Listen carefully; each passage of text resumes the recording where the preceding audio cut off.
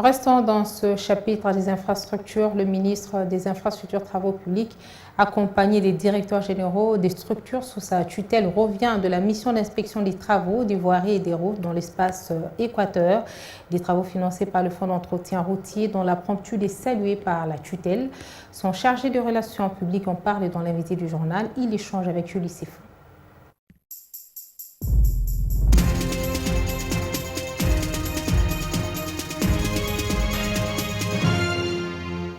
Inspection des travaux, des voiries et des routes d'intérêt national, provincial et local, c'était l'objet de la mission d'inspection dans l'espace Grand Équateur par le ministre d'État, ministre des Infrastructures, accompagné des DG de toutes les structures à sa charge. Nous faisons la restitution de cette méga mission avec celui qui s'occupe des relations publiques et de la communication au Fonds national d'entretien routier, qui est notre invité du journal. Monsieur Jean-Paul Tété-Soudé, bienvenue à vous. Merci, bonsoir madame. Bonsoir à vous. Alors, il était question d'inspection des travaux. Or, il n'y a pas travaux s'il n'y a pas financement, qu'assure le FONER. On en est où aujourd'hui? Voilà, là, vous vous souviendrez, il y a cela quelques semaines, nous étions ici pour parler justement de la mobilisation des recettes du FONER. Eh bien, voilà, sans ces mobilisations-là, il n'y aurait pas de mission d'inspection de travaux. Donc, vous comprendrez que Son Excellence, Monsieur le ministre des ITP, Alexis Guissaro, en tête d'une très forte délégation, a conduit une mission dans l'espace du Grand Équateur, dans les buts justement de se rassurer de la bonne prise en charge des voiries et des routes d'intérêt national, provincial ainsi que local.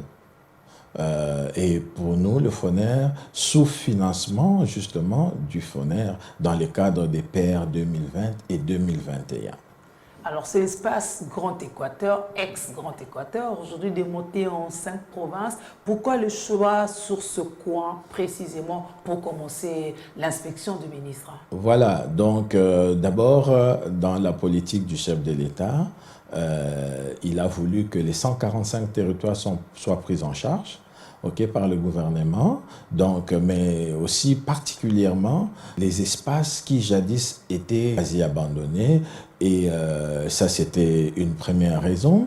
Et aussi, la deuxième raison, c'était que très bientôt, il se tiendra dans cet espace la conférence des gouverneurs. Ah oui, et le chef de l'État avait prévenu, il n'aimerait pas qu'il y ait une récidive par rapport à ce qui s'était passé dans des provinces précédentes lors de sa tournée. Est-ce qu'aujourd'hui, vous pouvez nous rassurer qu'avec ce financement du FONER et cette inspection récente du ministre de tutelle, les travaux sont réalisés, qu'il n'y aurait pas d'autres rapports parallèles? Voilà. Avant d'arriver là, je voudrais juste préciser ici que le financement du FONER s'étend sur toute la République.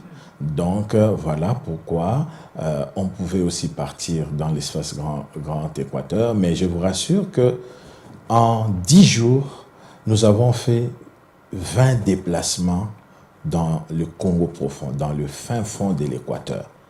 Donc, le ministre des ITP voulait se rassurer que vraiment il y a une bonne prise en charge. On ne construit pas le monde en un seul jour, mais il a constaté, premièrement, que le financement du Fonds national d'entretien routier est en train de se faire au regard des instructions que nous recevons.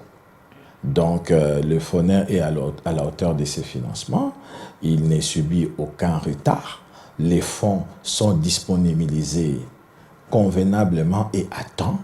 Donc, de quoi rassurer les populations de ces provinces que très bientôt, les routes, les états de route vont vraiment beaucoup s'améliorer. On en est où avec le PR 2022? Le PR 2022 est déjà en exécution. Nous sommes déjà au mois d'avril, donc les enveloppes sont déjà envoyées pour exécuter les travaux. Donc, lorsque le ministère a le PR, il instruit le FONER. Donc, le FONER travaille sur base des PR. sur base des pairs parce que ce sont des instructions qui viennent de sa tutelle.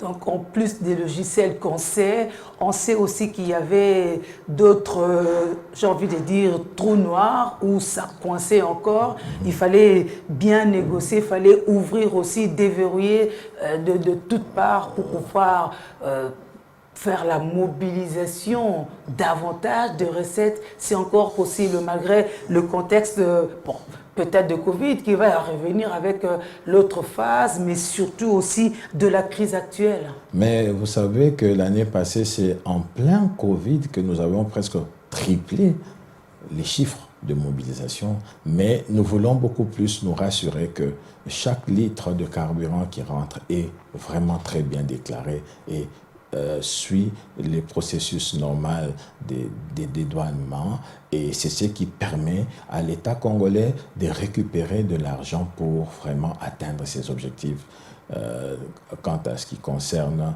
les entretiens routiers.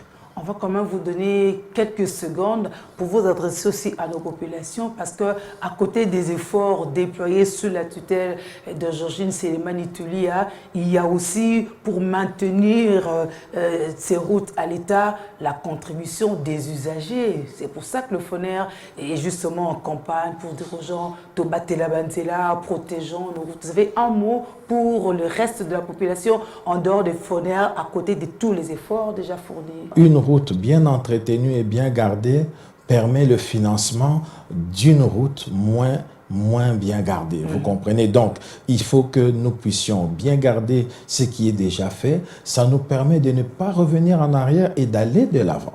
Et ça, c'est vous, c'est moi. Nous sommes en train de sensibiliser à travers cette campagne de vulgarisation de la protection routière les populations de Kinshasa et des provinces à s'approprier de leurs routes et à choisir les endroits de décharge de leurs ordures ménagères.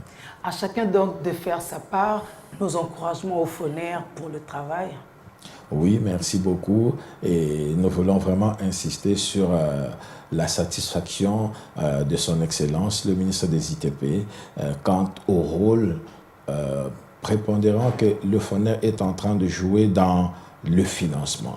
Donc, il est vraiment content de ce que nous faisons comme travail du management féminin à la tête du FONER parce que les instructions qui sont données sont vraiment suivies à la lettre. Ben, félicitations et bon travail. Merci beaucoup. C'était l'invité du journal.